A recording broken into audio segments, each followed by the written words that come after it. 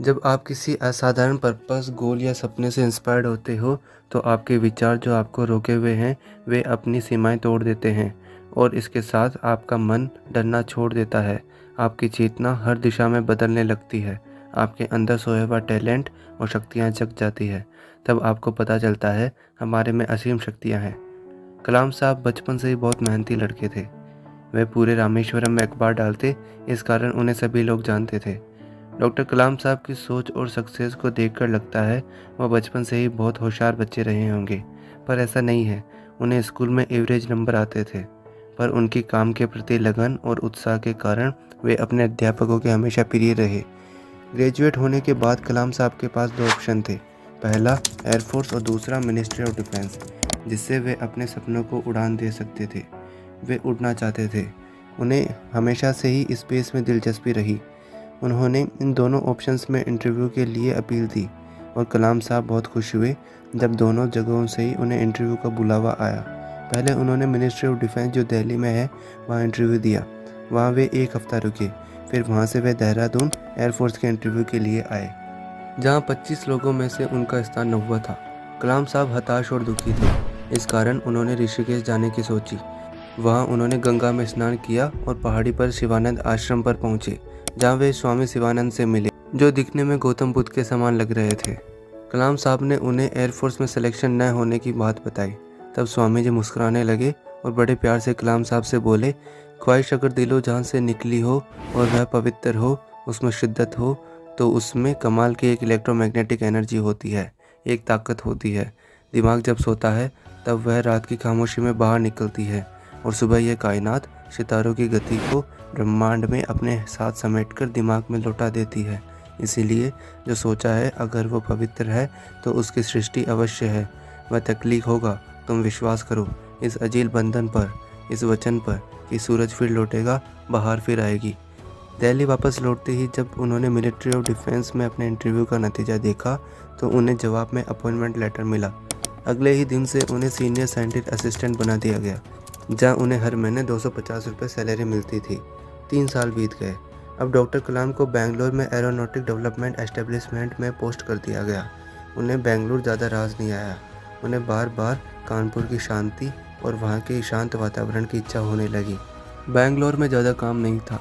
उन्हें एक प्रोजेक्ट दिया गया, स्वदेशी हावरक्राफ्ट, जो समय से पहले बन के ही तैयार हो गया, जिसका नाम नंदी रखा गया, जो शिव की सवारी के आधार पर रखा गया है।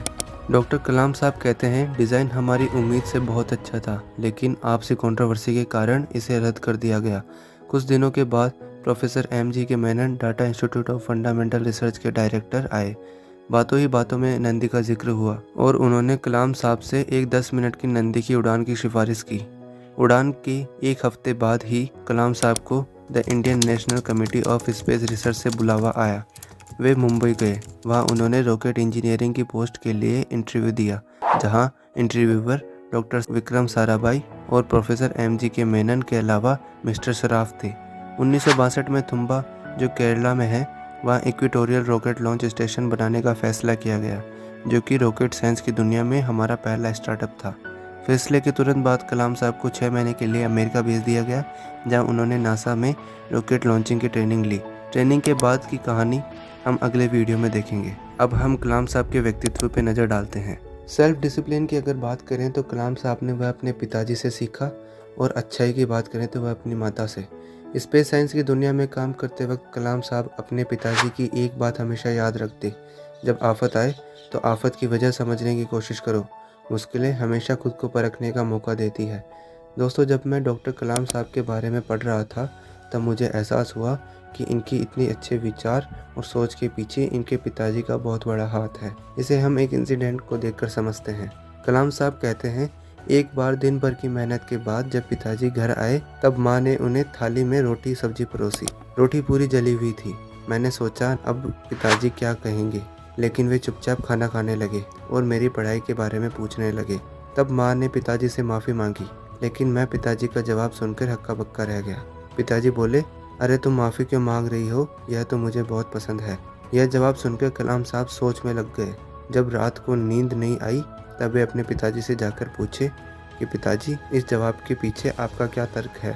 तब पिताजी ने कहा, बेटा जली रोटी तो सिर्फ कुछ देर तक तकलीफ़ देती है, लेकिन जले हुए शब्द कई दिनों तक तकलीफ़ देते हैं। डॉक्टर कलाम साहब हर स्कूल, हर कॉलेज में अपनी स्पीच देने के बाद सब स्टूडेंट से एक सवाल पूछते हैं, आप इस देश और दुनिया को क्या दे सकते हो? आप किस लिए याद किया जाना चाहते हो? What would you like to remember for? आप सभी को इस बात का जवाब एक बार ज़रूर लिखना चाहिए। अगले इंसिडेंट से हम कलाम साहब के व्यक्तित्व को गहराई से समझेंगे। IIT वाराणसी की कॉन्वोकेशन सेरेमनी में स्टेज पर 5 चेयर रखी थी, जहां डॉक्टर कलाम की चेयर अन्य 4 के कंपेयर में बड़ी थी। कलाम साहब ने ऐसा देखते ही वहां बैठने से मना कर दिया और वाइस चांसलर को बैठने के लिए कहा। जाहिर है उस कुर्सी पर कोई नहीं बैठा होगा। अब कलाम साहब को भी एक सामान्य कुर्सी ही दी गई। इस इंसिडेंट से हमें कलाम साहब के सामान्य रहने के व्यक्तित्व का पता चलता है। आज अगर हम डॉक्टर APJ अब्दुल कलाम की इन बातों को इतनी गहराई से जानते हैं, तो उसका कारण है उनका हमेशा सामान्य बने रहना, सामान्य कपड़े पहनना और सामान्य तरीक़ों से खाना खाना। कलाम साहब एक ऐसे शख्सियत हैं जिन्हें शब्दों में बयान करना मुश्किल है। कलाम साहब ने जो अपने वतन के लिए किया है, उसके लिए उन्हें सलाम। अगर आपको हमारा कंटेंट पसंद आया हो तो हमारे चैनल को ज़रूर सब्सक्राइब करें।